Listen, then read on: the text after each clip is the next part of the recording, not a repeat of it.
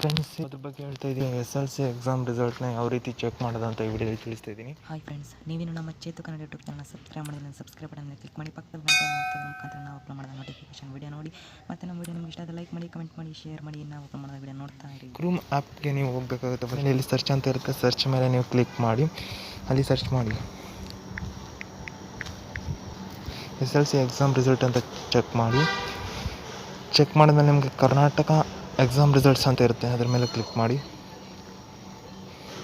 Click ಮಾಡಿದಾಗ ಈ ರೀತಿ ನಿಮಗೆ ಕಾಣಿಸುತ್ತೆ. ಇದು 2019 SLC ಎಕ್ಸಾಮ್ 2020 ಬಿಟ್ಟಾಗ ಇಲ್ಲಿ ನಿಮಗೆ ಕಾಣಿಸುತ್ತೆ. ಇಲ್ಲಿ ಚೆಕ್ ಮಾಡ್ಕೋಬೋದು ನೀವು. ಇಲ್ಲಿ SLC exam result announced 2019 13th April ಅಂತಿದ್ದಲ್ಲಿ ಇದ್ರ ಮೇಲೆ ಕ್ಲಿಕ್ ಮಾಡ್ತೀನಿ. ನೀವು ರಿಸಲ್ಟ್ ಬಂದಾಗ ಕ್ಲಿಕ್ ಮಾಡಿಬಿಟ್ಟು ಯಾವ ರೀತಿ ಚೆಕ್ ರಿಜಿಸ್ಟರ್ ನಂಬರ್ ಮೇಲೆ ಕ್ಲಿಕ್ ಮಾಡಿ. ನಿಮ್ದು ಯಾವ್ದು ರಿಜಿಸ್ಟರ್ ನಂಬರ್ ಇದೆ ನೀವು ಅದನ್ನು ಸರ್ಚ್ ಮಾಡಿ.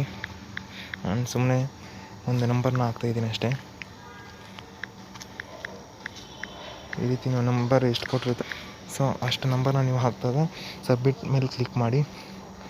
ರಿಜಿಸ್ಟರ್ ನಂಬರ್ದು ಏನು ರಿಸಲ್ಟ್ ಇದೆ ಅದನ್ನು ತೋರಿಸುತ್ತೆ. ಇಷ್ಟೇ ಫ್ರೆಂಡ್ಸ್.